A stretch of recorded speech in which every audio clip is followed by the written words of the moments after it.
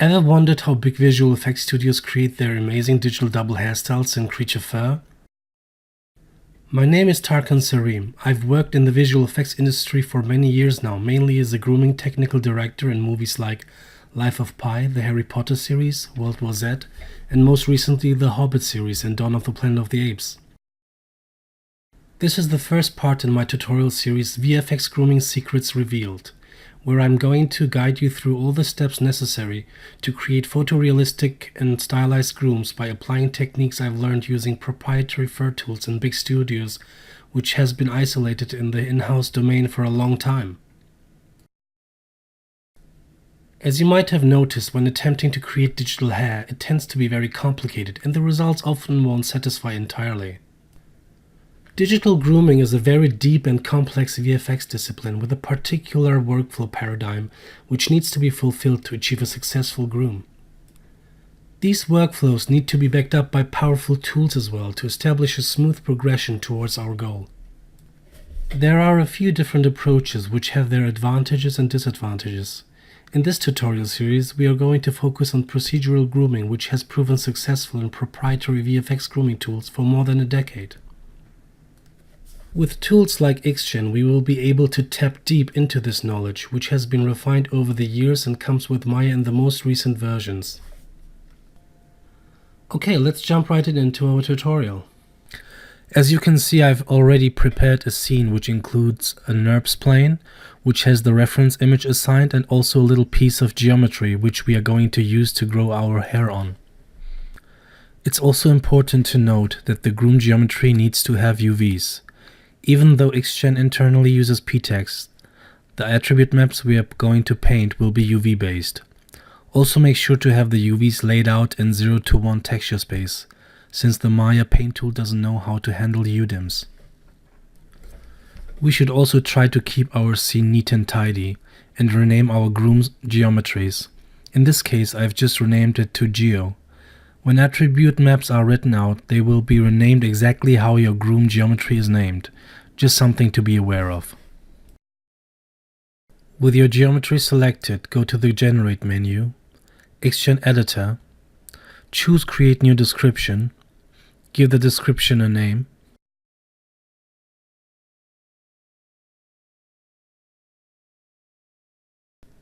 and as the primitive control type, select Placing and Shaping Guides, and hit Create. This is going to be a rather simple tutorial to guide you through the most essential steps for a guide curve-based groom.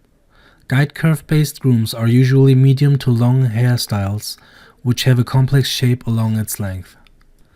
Next, select the Add Move Guides tool and place a guide on our groom geometry close to the strand center using our reference image as a guideline. Scale and rotate the guide with Maya's transform tools till you roughly reach the tip of the hair strand.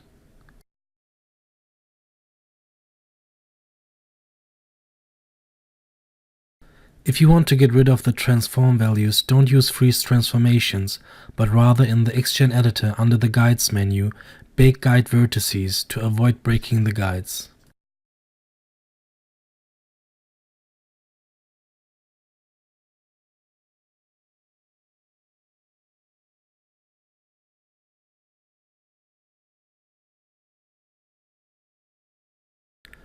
As you can see, our guide has too few CVs at the moment. To increase the CV count, with our guide still selected, locate the Rebuild button in the Primitive tab. Increase the number slightly and hit OK.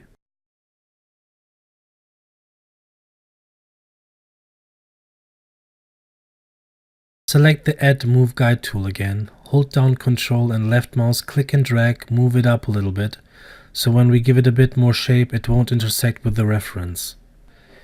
In the XGen shelf, select the Shape Guide tool and double-click its icon in the toolbox to open its attributes and disable lock length for now, which is going to give it a stretchy behavior which I prefer in most instances. And start shaping your guide to match the shape in the reference. As you can see, we are running out of CVs rather quickly. Rebuild your guide again to a higher number as before to get more control over its shape.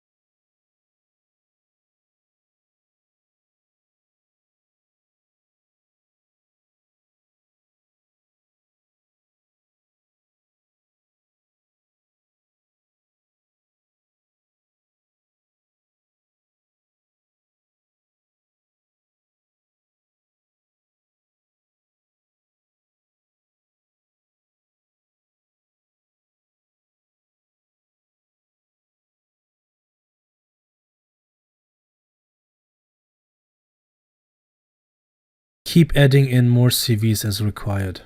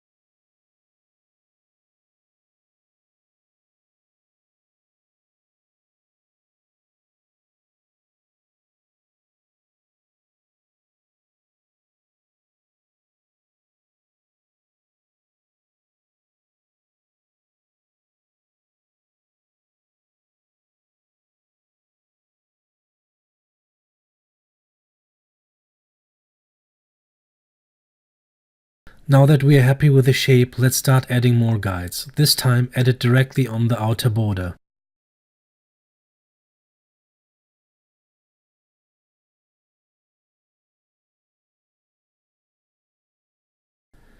Make sure to rebuild it to the same number as the first guide, which in my case was 22. As you can see, when adding new guides, XGen tries to interpolate its shape by using information of surrounding guides to help artists to save tedious repetitive work, which works well in most cases, but obviously not in this example.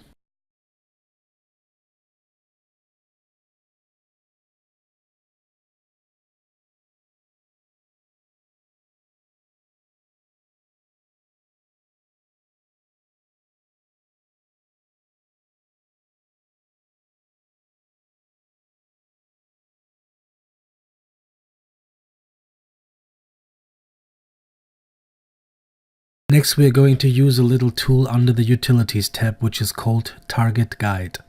It uses the target's shape and attracts other guides towards it, sort of following the same shape. Select the center guide and click Set Target, which creates a little red sphere, which indicates that this guide is being used as a target. Now see what happens when you select one of the newly created one and hit Move Selected Guides. Let's repeat this for the other one. Make sure you rebuild the CVs to the same number as the target guide, otherwise you might experience some unpredictable results. Go in there and shape the new guides to follow the reference better.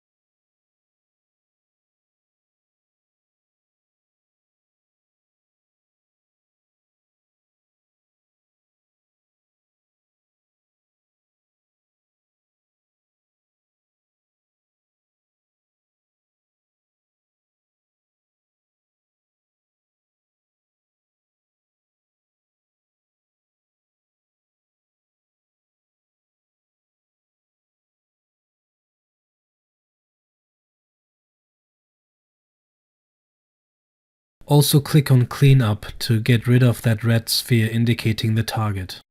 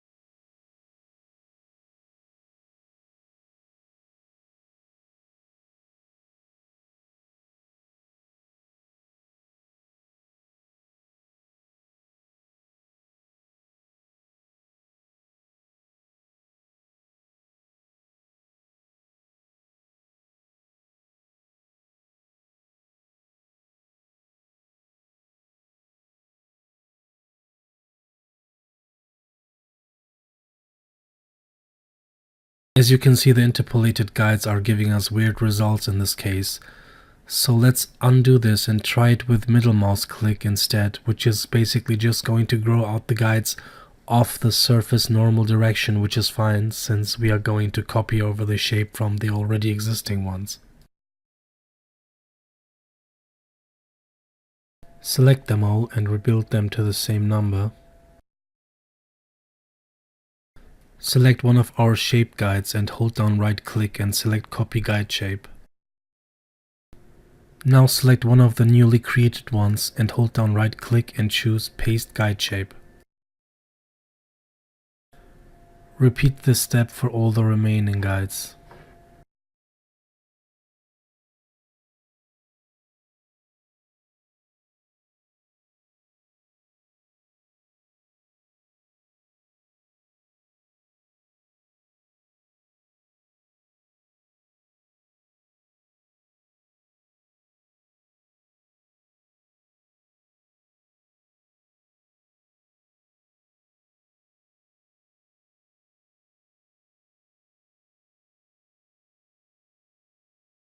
Move the top and bottom row a bit closer to the middle row.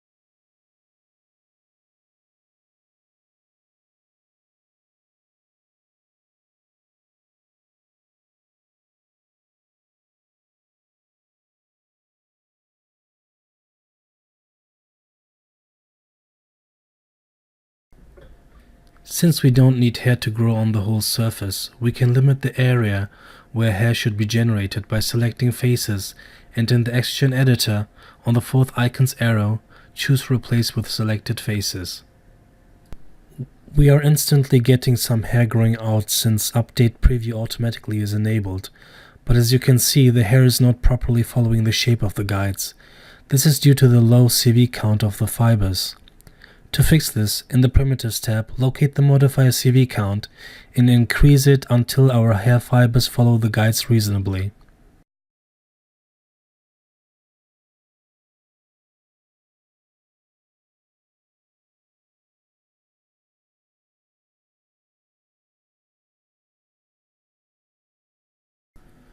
The tips are a bit scattered at the moment, but don't worry, we'll take care of that in a bit.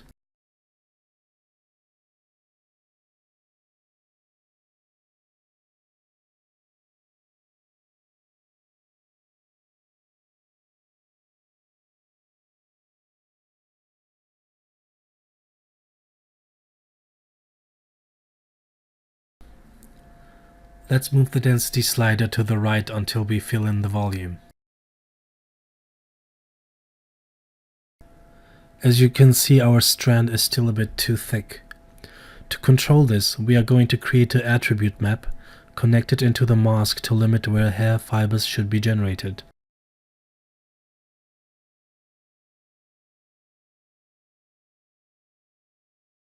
Attribute maps are usually painted grayscale texture maps to be used in various attributes in XGen to control the strengths of a given attribute.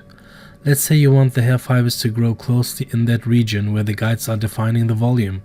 To do so, we are going to flood the map with black, which means there won't be any hair at first, since black indicates a value of 0, and we are going to paint with pure white in the region where we want hair fibers to be generated. To create an attribute map, you just need to click on that little arrow located at the very end of each attribute. Let's also give it a name. And let's also increase the map resolution a bit. Even though we are painting on UVs, XGen at the end is going to convert our attribute maps into ptex, which is its native file type for using textures in general, so the map resolution is not pixels, but texels per unit.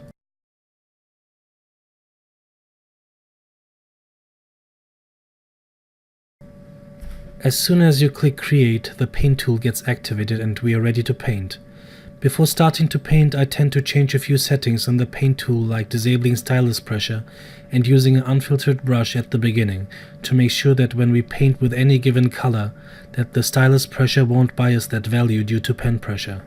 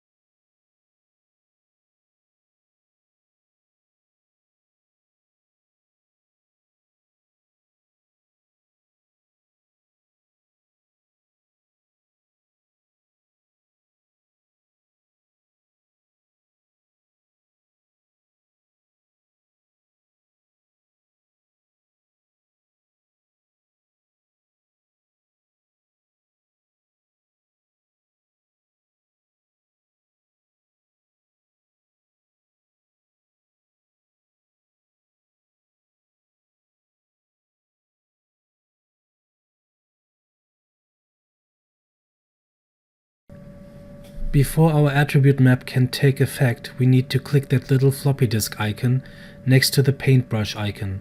This is going to save out our UV texture map into ptex.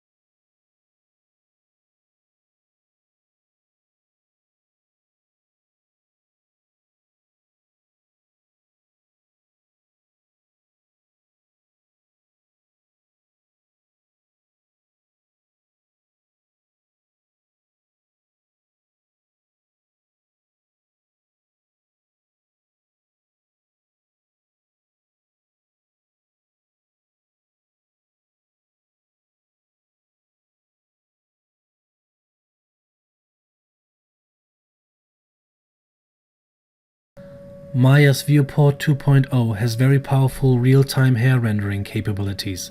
Let's start setting this up to have a more realistic representation of our hair strand. First, let's disable Tube Shade in the Primitives tab. Next, let's create a spotlight. With your spotlight still selected, Panels, Look Through selected. Now orbit until you have your whole groom in view. Increase the cone angle of your light.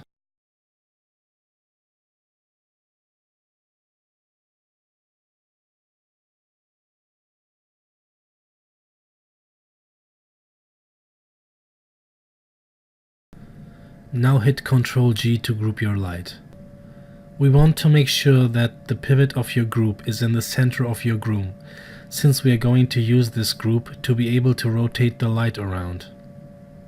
In case your groom is very far off of the world center, make sure to manually move your pivot where the center point of your groom might be. Now with the group selected, let's hit Ctrl G once again to create a second group. Make sure the pivot of the second group is groom centered as well. The second group has been created so we can orient constrain it to our perspective camera so it rotates around with it. First select your perspective camera and Control select your parent light group. In your hotbox, locate the constraint menu and click the Orient Constraints option box. Make sure Maintain Offset is enabled and click Add. Now as you can see, the spotlight is following the rotation of our perspective camera.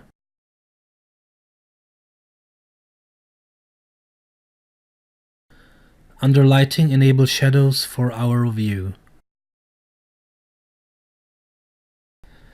Now that we have real-time shadows on our hair fibers, we will be able to instantly preview our groom in a much more realistic fashion.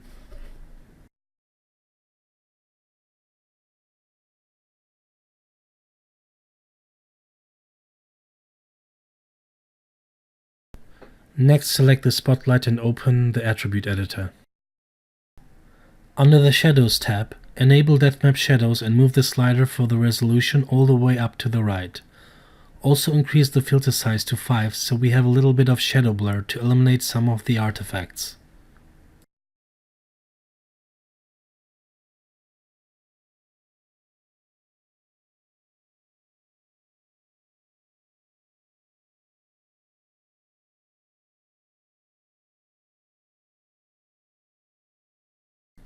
Now let's attend to the actual width of the hair fibers. Make sure to disable only primitives in view under the Preview Output tab so that the hair gets generated even if it's not visible to the camera. Move the width slider to the left to decrease the width of the hair fibers with the reference image as a guideline. And also move the taper slider to the right to make the tips thinner than the base. With Taper Start, you can adjust at which point of the entire length of the hair the taper should start. As a general guideline, I tend to use 0.8.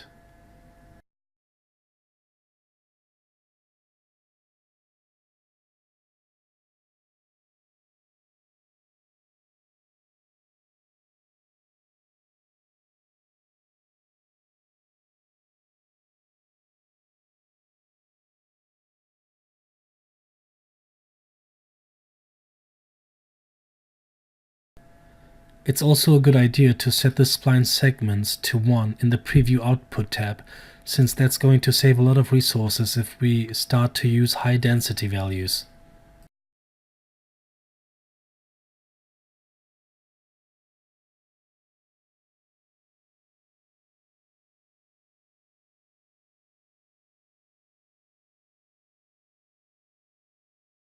As you can see, we have a lot of aliasing artifacts on our hair. Viewport 2.0 is offering anti-aliasing for these situations, which is improving sampling quality tremendously. To activate it, go to Renderer Viewport 2.0 option box, locate the Anti-Aliasing tab and enable Multi-Sampling Anti-Aliasing checkbox, and watch closely how much smoother the hair fibers get rendered directly in the viewport.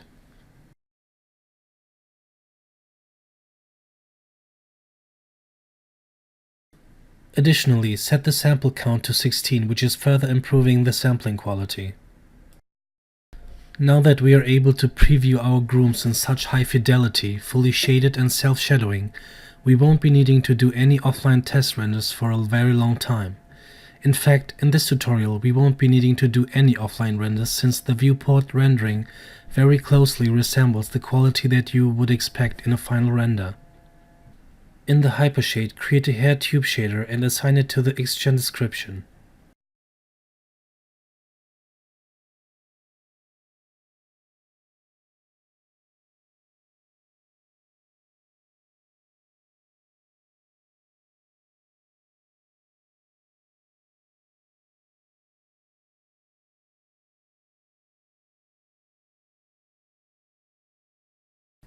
Change tube direction to V tangent to preview the specular shading correctly. Next, I'm going to adjust some of the settings of the shader to make it somewhat look closer to the reference.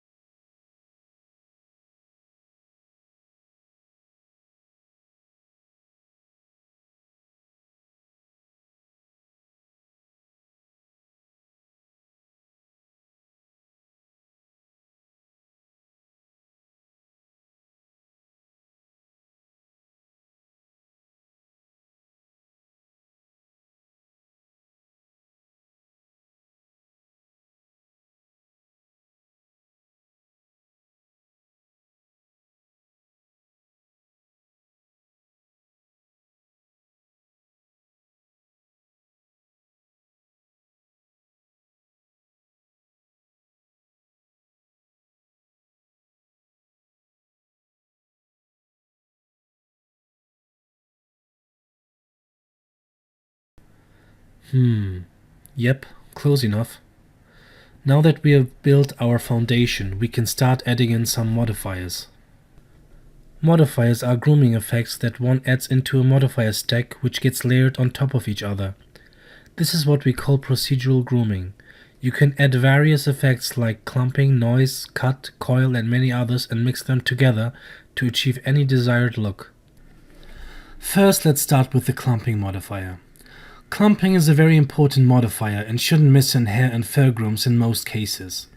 When we observe the reference image closely, you can see the strand of hair is broken up into many multi-layered clumps.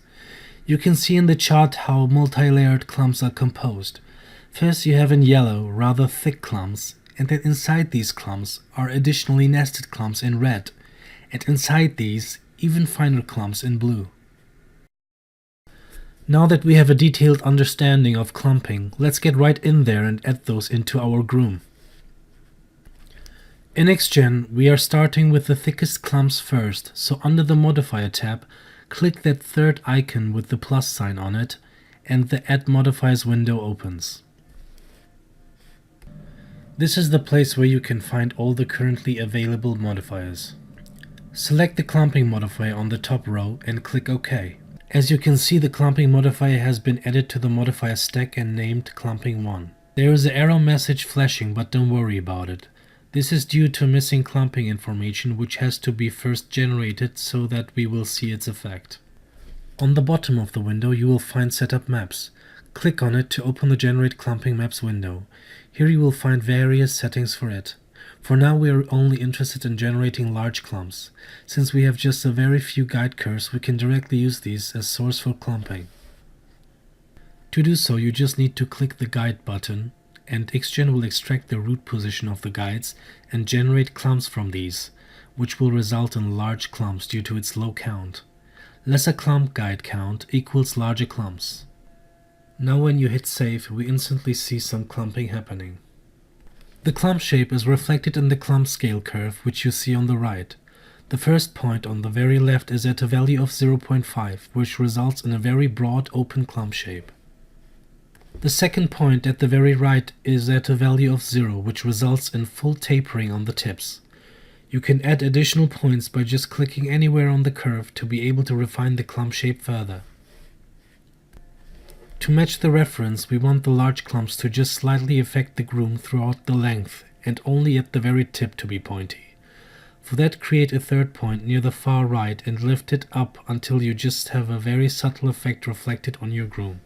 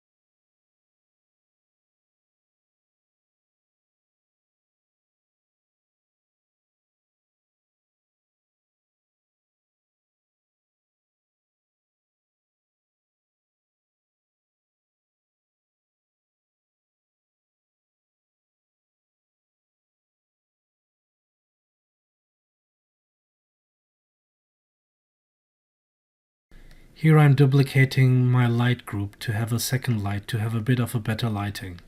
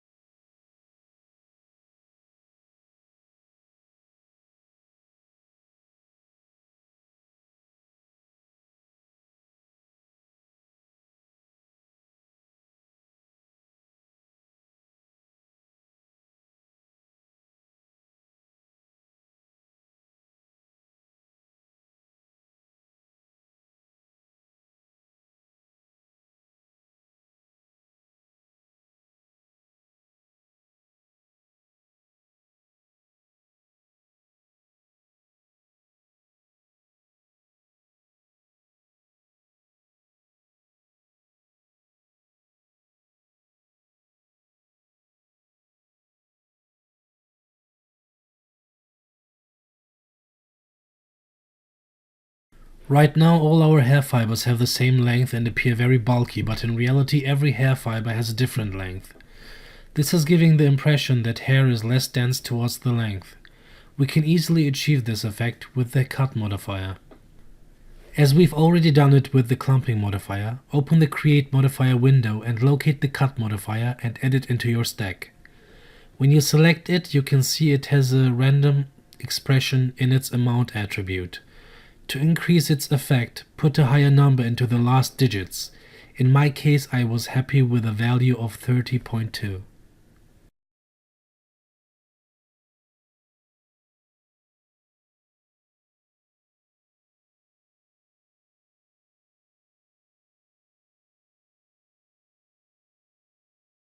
Now the tips match much closer to what we have in our reference.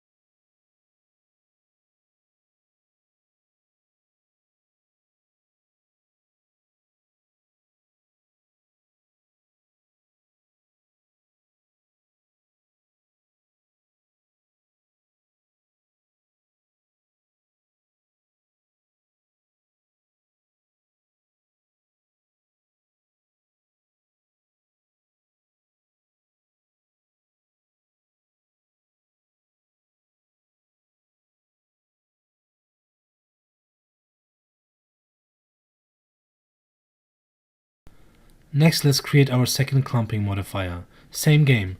Click the icon with the plus sign, locate clumping on the top row and click OK. Select your newly created clumping 2 modifier in the stack and click on Setup Maps. This time we are going to generate a random number of clumps with the Generate button. Depending on the density value you put in there in the top of the window, the number of generated clump guides will change. In our case, we want to now create medium-sized clumps, so we must make sure the number should be higher than we had in our first clumping modifier. Since we didn't use the Generate button, we need to guess how high our clump guide count should be. Let's just randomly play around and see what kind of effect it will deliver us. This actually already works pretty well. Let's stick with that for now.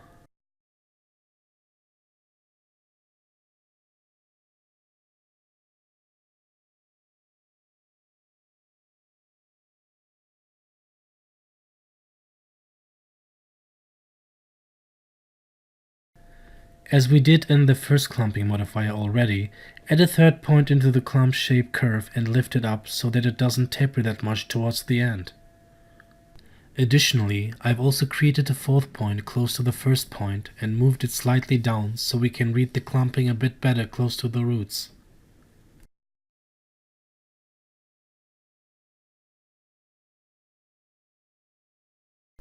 Now that we have progressed further, I feel like editing the guide shapes a bit more.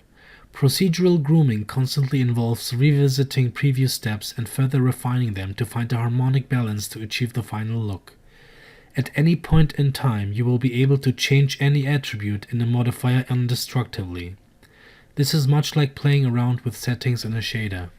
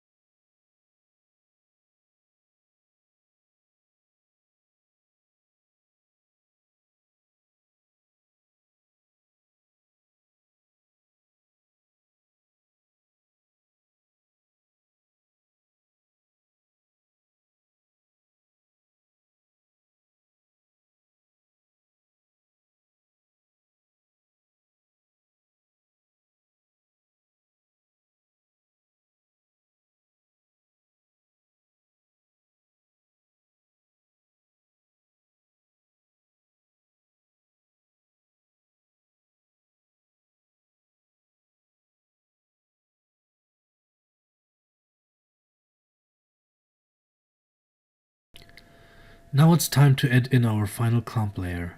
Add in another clump modifier and use at least density of clumping 2 multiplied by 4.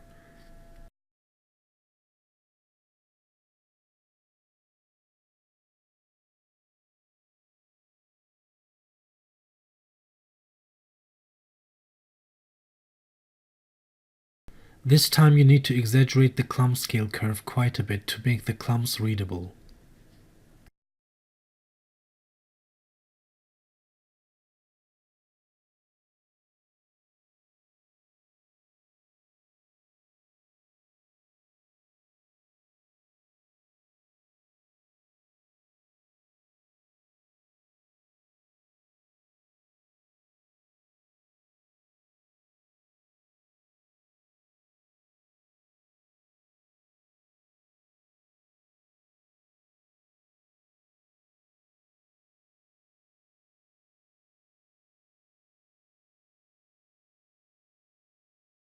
As we've successfully set up our subclumping system, now we can move on to the next step.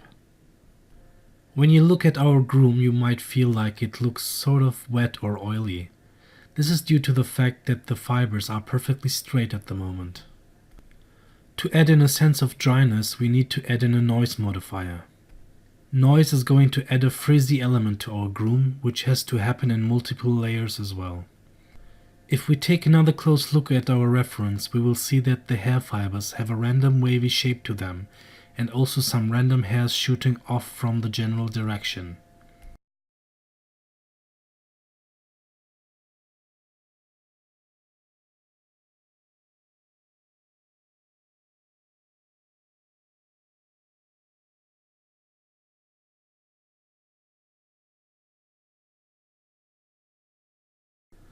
Let's call our first noise modifier overall noise, since it's going to happen on the entire groom.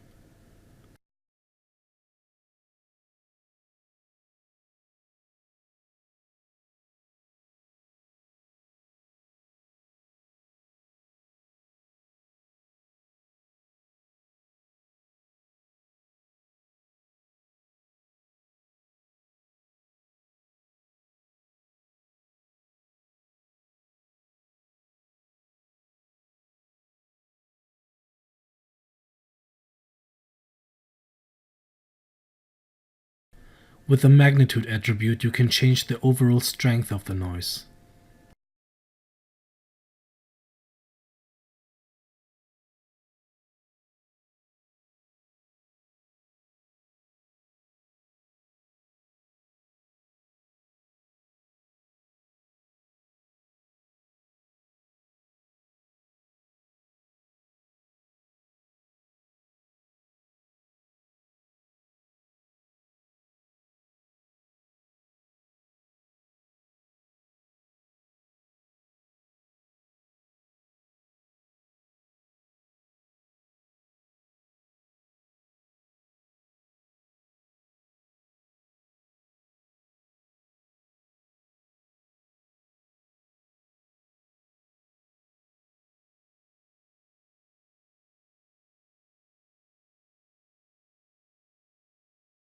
Now add in a second noise, which we are going to use to generate random hairs shooting off from the general direction.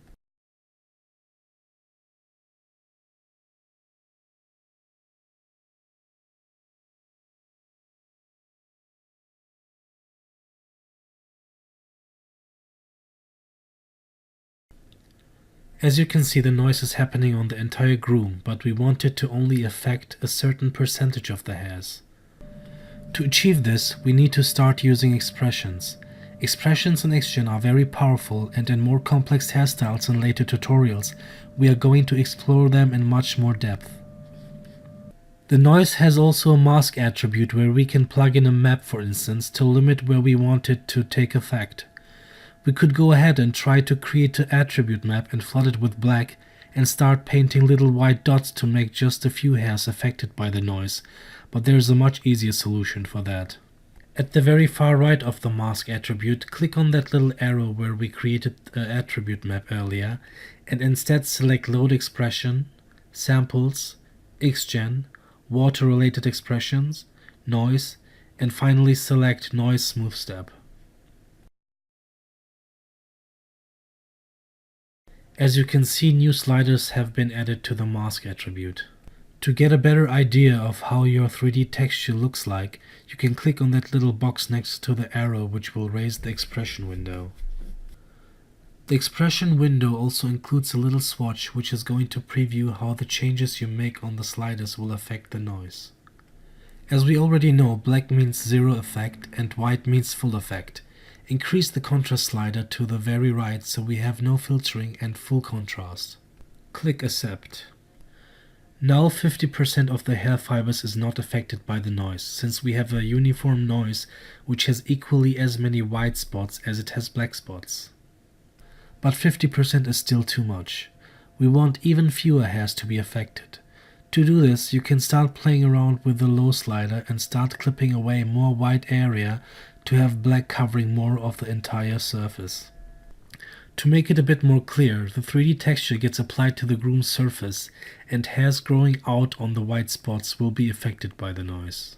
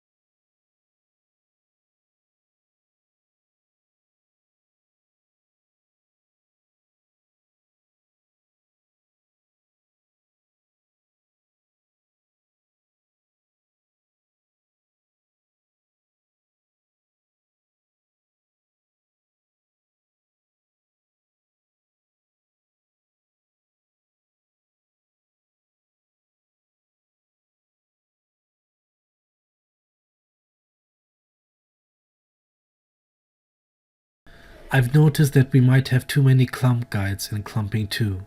To change this, I'm clicking the Setup Maps button again and lower the density and click Generate again. If you have to change clump guide densities at some stage, you have to understand that Xgen is generating clumping maps and the clumping modifiers are hierarchically connected to each other. That means if you change density in Clumping 2, you need to also recalculate clumping maps for the clumping modifier that is dependent on it, which in this case is Clumping 3. If you change density in Clumping 1, you have to generate clumping maps for Clumping 2 and 3. All you need to do for that is just to click Setup Maps and save. No need to click the Generate button again in the Setup Maps menu.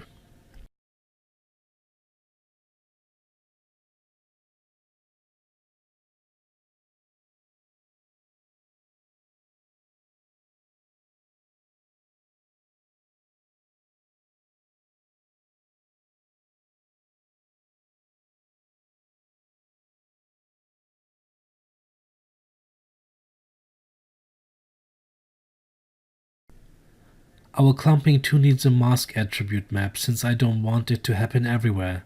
Let's create a map and start painting just a few white areas on the top part.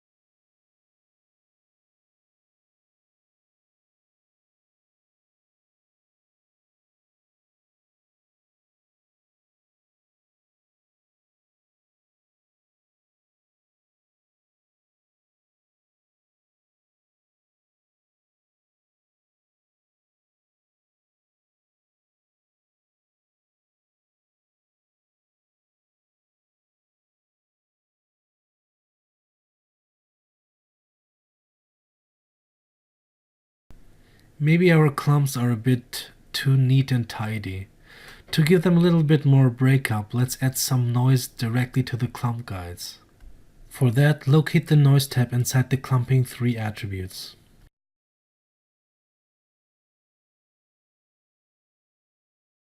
The clump noise works very much like the noise modifier, but instead of applying it to the hair fibers, the effect gets applied to the clump guides.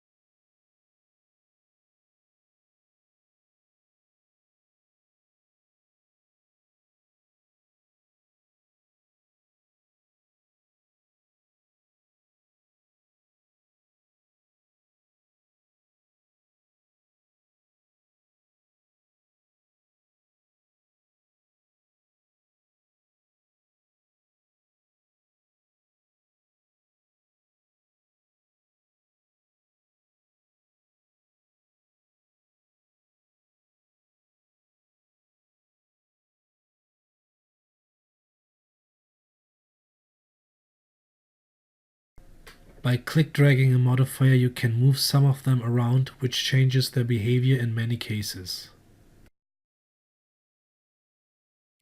At this point we have all the modifiers in place that we need, and from here it only comes down to the fine tweaking them to reach the result we are after.